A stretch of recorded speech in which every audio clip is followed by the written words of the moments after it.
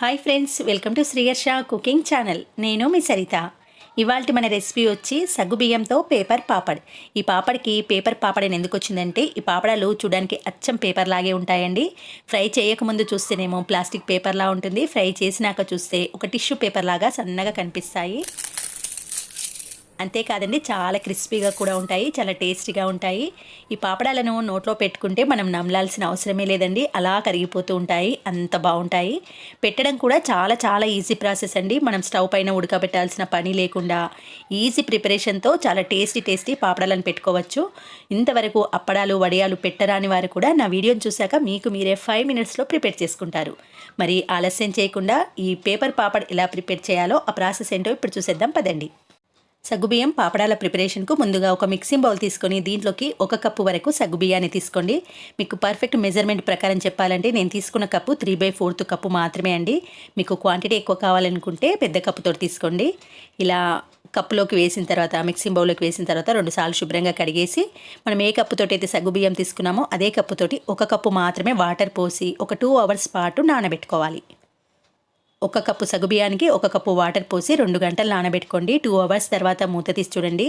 సగ్గుబియ్యము ఇలా చక్కగా పొడి పొడిగా అవుతాయి. క్వాంటిటీ కూడా డబల్ సైజు రావడం జరుగుతుంది. మనం ఒక 2 గంటలు నానబెట్టడం వల్ల సగ్గుబియ్యం చాలా సాఫ్ట్గా కూడా అవుతాయి. ఇలా ప్రెస్ చేసి చూస్తే అది పిండిలాగా మెత్తగా సాఫ్ట్లా రావాలండి. అలా అయితేనే పర్ఫెక్ట్గా నానినట్టు.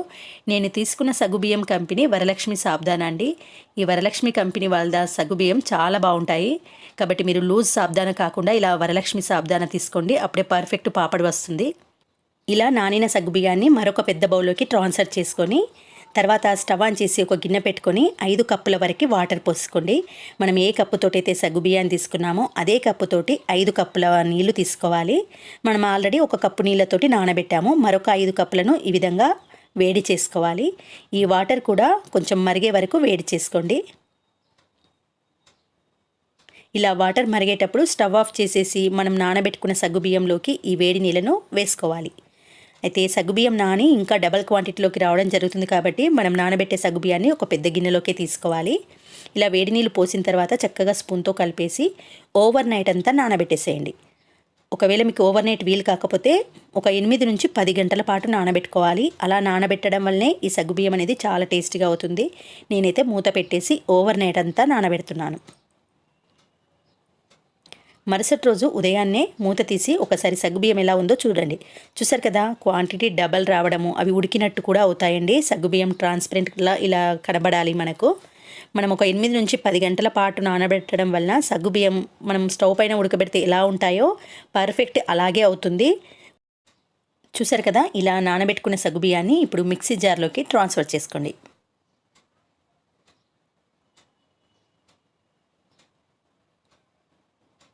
ఇలా మిక్సీ జార్లోకి వేసుకున్న తర్వాత దీనికి సరిపడా సాల్ట్ వేసుకోవాలి. నేను ఒక 1/2 టీ స్పూన్ వరకు సాల్ట్ వేస్తున్నాను, పర్ఫెక్ట్గా సరిపోతుంది. ఇప్పుడు గ్రైండ్ చేసుకుందాము. గ్రైండ్ చేసుకున్న తర్వాత ఇలా ఉంటుందండి కన్సిస్టెన్సీ అనేది. ఇలా ఉంటే మనకు పర్ఫెక్ట్ పాపడ్ అనేది వస్తుంది.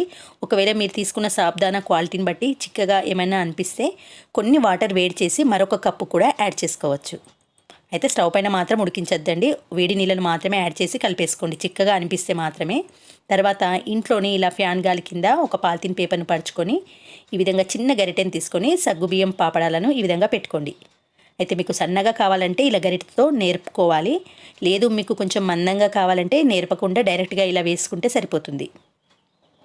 నేను సన్నగా రావాలి కాబట్టి ఇలా గరిటెతో కొంచెం వేసిన తర్వాత దాన్ని కొంచెం స్ప్రెడ్ చేస్తున్నానండి. మీకు సన్నగా ఇష్టం లేని వారు ఈ విధంగా గరిటెతో పోసుకుంటూ వెళ్ళిపోతే సరిపోతుంది.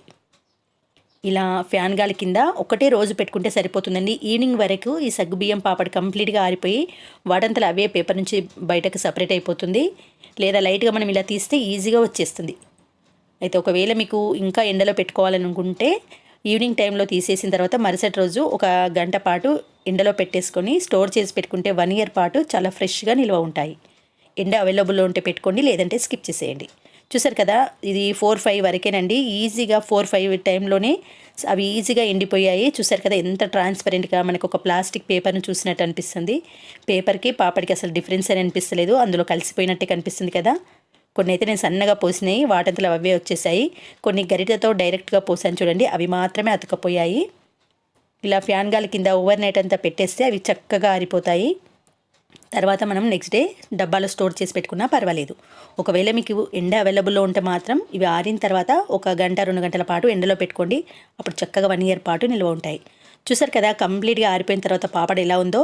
మనకు సేమ్ పాలిథిన్ పేపర్ను, ప్లాస్టిక్ పేపర్ను చూసినట్టే అనిపిస్తుంది కదండి. చాలా ట్రాన్స్పరెంట్గా ఎంత సన్నగా వచ్చాయో. ఎంత సన్నగా అంటే అంత సన్నగా వేసుకోవచ్చు. కొంచెం మందంగా కావాలంటే మందంగా కూడా వేసుకోవచ్చు. ఇప్పుడు మనం వీటిని డీప్ ఫ్రై చేద్దాం.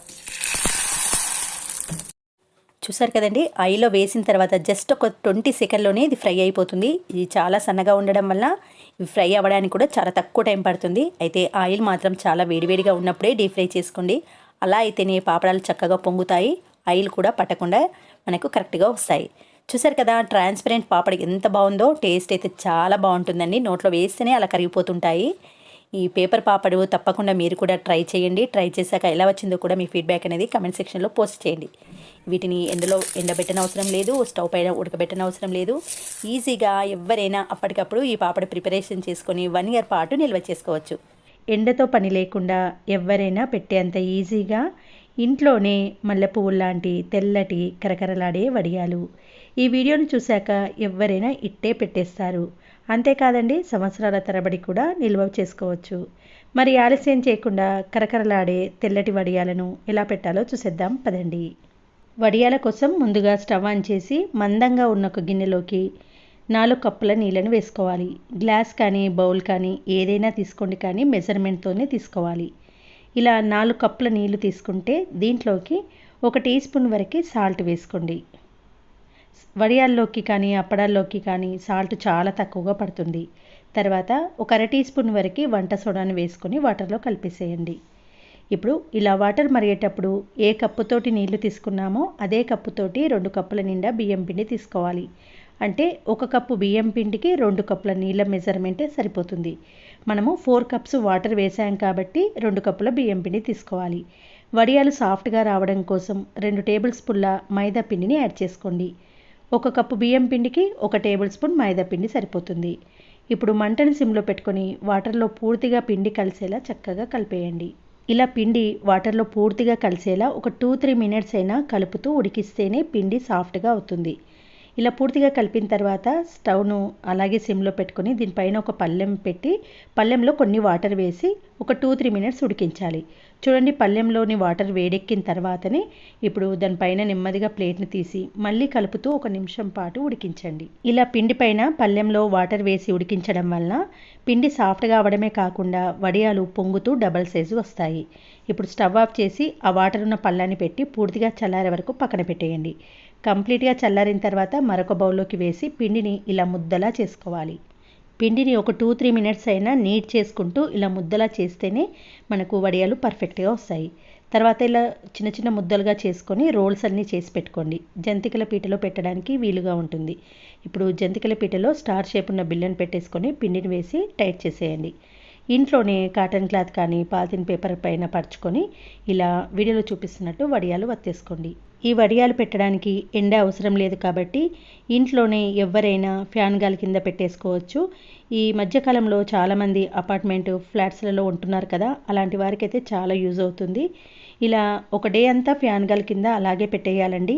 నెక్స్ట్ డే నుంచి ఒక 1 వీక్ వరకు ఫ్యాన్ గాలి కింద పెడుతూ ఉండండి. ఒకవేళ మీ బాల్కనీలో కానీ బయట ఎండ ఉంటే మాత్రం ఖచ్చితంగా ఎండలో 1 వీక్ అయినా పెట్టుకుంటే 1-2 ఇయర్స్ పాటు నిల్వ ఉంటాయి. కాబట్టి మీరు ఎండ ఉంటే మాత్రం ఎండలో పెట్టడానికే ప్రయత్నించండి. చూడండి, పూర్తిగా ఎండిన ఈ వడియాలను వేడివేడి నూనెలో వేస్తూ డీప్ ఫ్రై చేయాలి. అయితే స్టార్టింగ్ మాత్రం హై ఫ్లేమ్లో పెట్టుకొని వడియాలు వేసుకోండి. ఇవి కొంచెం ఫ్రై అయిన తర్వాత మంటను మీడియం ఫ్లేమ్కు టర్న్ చేసుకొని 2 వైపులా టర్న్ చేస్తూ మంచిగా గోలిన తర్వాతనే ఆయిల్లోంచి తీయండి. చూడండి, వడియాలు స్టార్టింగ్లో ఎంత సైజు ఉంది, ఆయిల్లో వేసిన తర్వాత డబల్ సైజు వస్తాయి. నేను చెప్పిన టిప్స్ మెజర్మెంట్స్ కరెక్ట్గా ఫాలో అయ్యారంటే మీకు కూడా ఇలా మల్లెపూలు లాంటి తెల్లటి కరకరలాడే టేస్టీ వడియాలు మీ సొంతం అవుతాయి. ఎండ లేకుండా కూడా ఇంట్లోనే పెట్టేసుకోవచ్చు. సంవత్సరాల తరబడి కూడా నిల్వ చేసుకోవచ్చు. ఓకే ఫ్రెండ్స్, మరి ఈ వడియాల రెసిపీ నచ్చితే తప్పకుండా ఒక లైక్ చేసి మీ ఫ్రెండ్స్తో రిలేటివ్స్తో షేర్ చేయండి. మరొక మంచి వీడియోతో మళ్ళీ కలుద్దాం.